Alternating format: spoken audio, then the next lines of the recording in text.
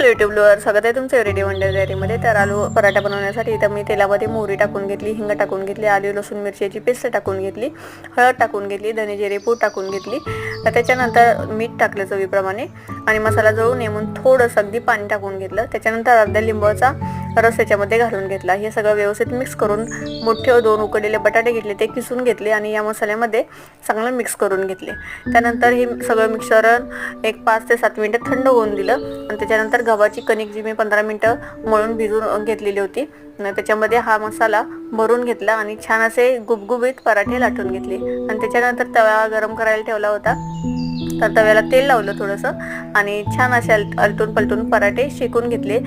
त्याच्यावरती तूप लावलं, तुपाचा किंवा तेलाचा वापर करू शकता, तर मी इथं तूप वापरलेलं आहे। आणि त्याच्यानंतर शेवटी घरी बनवलेलं लोणी त्याच्यावरती घालून मस्त पराठा दह्यासोबत एन्जॉय केला। थँक्यू।